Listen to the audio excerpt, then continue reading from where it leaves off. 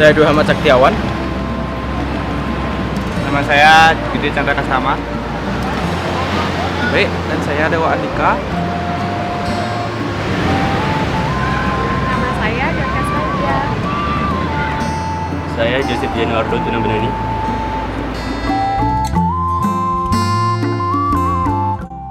Bali, atau yang dijuluki sebagai Pulau Dewata, memiliki ciri khas tradisi keagamaan dan budaya yang kental dan masih dilestarikan oleh anak cucu sampai saat ini. Selain budaya, Bali juga dikenal dengan tempat wisatanya yang berhasil memikat turis dari berbagai mancanegara. Yang paling menarik, dengan berkembangnya globalisasi dan pariwisata di Bali, masyarakat Bali tetap menjaga, mencintai, dan memuliakan budayanya hingga saat ini. COVID-19 atau virus corona sangat berdampak signifikan terhadap aktivitas ekonomi dunia, terkhususnya di Pulau Bali. Aktivitas yang terbatas dengan standar protokol kesehatan membuat banyak tempat wisata, hotel, restoran, dan tempat usaha lainnya harus ditutup, sehingga mengakibatkan PHK dan meningkatnya pengangguran.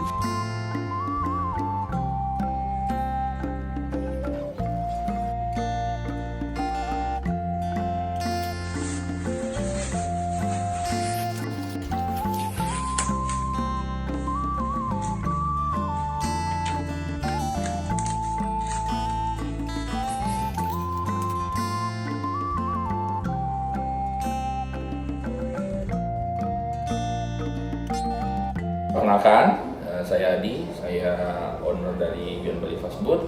Saya bergerak di bidang pariwisata untuk jasa transportasi, membawa tamu biasanya menuju ke Nusa Penida, Lembongan, dan kami juga punya paket lain sebelum yang Labuan Bajo sama Gili. Nah, berhubungan karena Corona, kemarin sejak terdampak memang sangat berpengaruh sekali ya. Pengaruhnya yang jelas terasa adalah karena pariwisata juga ditutup akibat tutupnya bandara dan akses. Memang ada pergerakan dari tamu yang masih stay di Bali, cuma mereka juga punya kendala dari segi finansial. Finansial tentu dengan semua sektor ekonomi ya runtuh ya. Kita kemarin dari data BI juga Bali masih sampai saat ini pun masih minus. Selamat siang, perkenalkan nama saya Purnama. Saya dari Beyond Bali Fast Food, salah satu penyedia transportasi penyeberangan dari Sanur menuju Nusa Penida.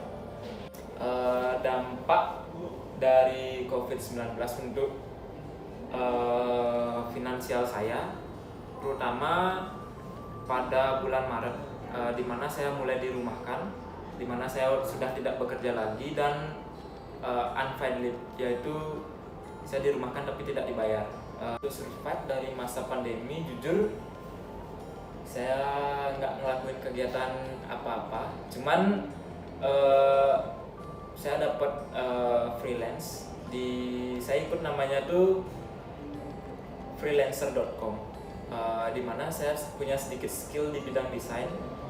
Saya dapat 2 job dari sana, lumayan sih. Itu per jam saya dibayar sampai $6 itu, yang itu masuk ke akun PayPal saya. Mungkin cuma dapat 2 job sih setelah pandemi. Setelah itu di bulan Juli saya mulai dipanggil lagi untuk bekerja. Di sini juga perusahaan memberi saya training gimana sih cara menghadapi new normal itu seperti apa. Contoh, saya bekerja di bagian reservasi. Di sana saya di training bagaimana sih cara treat customer, mulai dari awal dia check in sampai dia tuh pulang atau nggak check out ke hotelnya mereka masing-masing.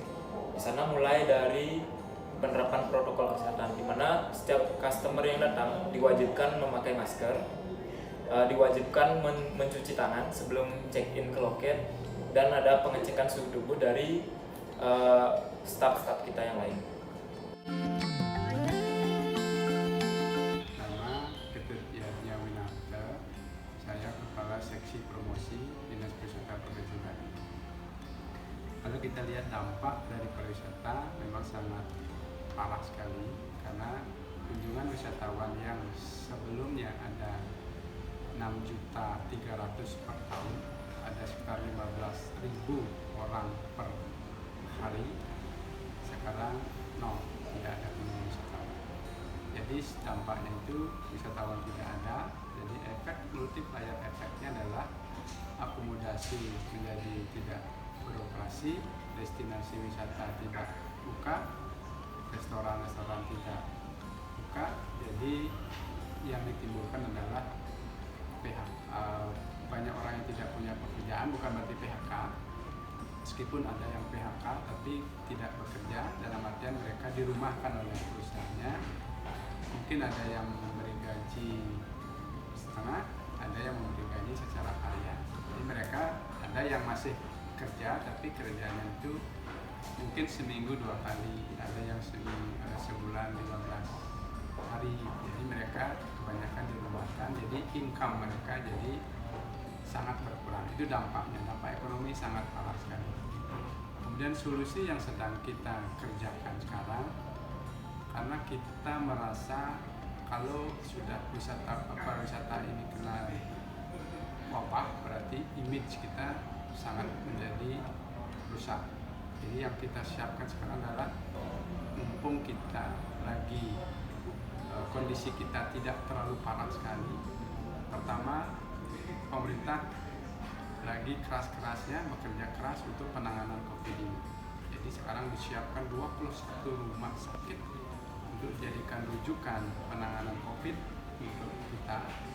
Ada 641 kamar disiapkan di rumah sakit. Ada sekarang 3 tempat untuk pengetesan PCR, jadi lebih cepat kita men-tracing, akan lebih banyak kita bisa temukan, lebih cepat kita bisa tangani. Kemudian sekarang akan ada bantuan lagi alat PCR dari Jakarta, sehingga akan kita memiliki 5 alat PCR untuk kita mendeteksi orang yang kita perkirakan kena COVID. Kemudian di destinasi untuk pemulihan pariwisata, pertama yang kita lakukan adalah kita menerapkan yang namanya protokol tatanan kehidupan era baru atau protokol kesehatan di semua sektor pariwisata, di akomodasi pariwisata, transportasi pariwisata, di destinasi pariwisata maupun fasilitas lainnya. Jadi semua mereka diharuskan menerapkan protokol tatanan kehidupan, protokol kesehatan. Kemudian mereka diverifikasi, dipantau, artinya dicek ke lapangan apa benar-benar menerapkan protokol kesehatan atau tidak. Kalau mereka sudah menerapkan protokol kesehatan, mereka akan diberi sertifikat, artinya mereka sudah layak atau aman untuk dikunjungi. Itu adalah satu hal yang kita pakai sebagai media promosi nanti keluar, bahwa pariwisata Bali meskipun dalam kondisi COVID, kita tetap menyiapkan semua fasilitas pariwisata kita itu aman untuk wisatawan. Jadi kapanpun kita dibuka, wisatawan yang datang ke Bali akan merasa aman untuk datang. Jadi semua itu diwajibkan, diharuskan untuk menerapkan protokol tatanan kehidupan yang baru.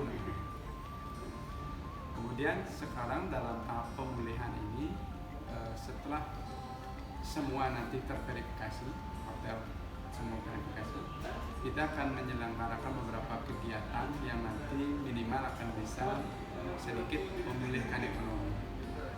Kita sedang menyusun sebuah trip namanya educational trip.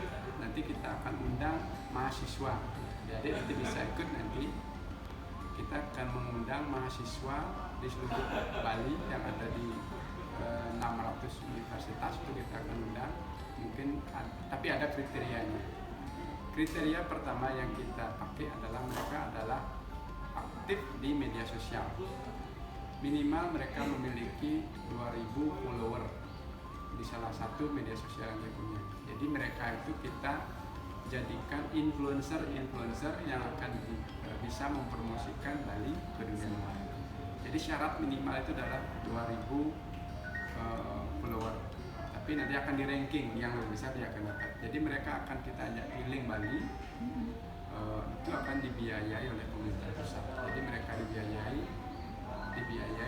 jadinya setelah ada biaya akan langsung larinya kemana? Ke hotel jadi beroperasi. Ke destinasi wisata menjadi terbuka. Ke restoran mereka akan bisa bekerja. Itu salah satu.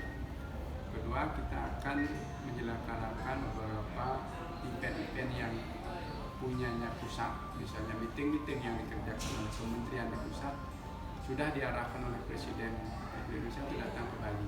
Jadi dengan adanya meeting-meeting, dengan adanya kegiatan-kegiatan meskipun itu tidak besar, biarpun itu minimal menengah ke bawah, itu akan bisa mengaktifkan ekonomi khususnya di sektor-sektor pariwisata. Jadi yang sedang dirancang, ya. Belum berjalan tapi sedang kita rancang. Nanti juga akan ada event-event pariwisata kecil-kecilan di beberapa tempat karena kita tidak boleh mengundang orang banyak. Itu gunanya untuk kembali kita membangkitkan, mengaktifkan kegiatan-kegiatan yang dulu pernah kita. Jadi yang sedang kita susun sekarang sampai akhir Desember ini.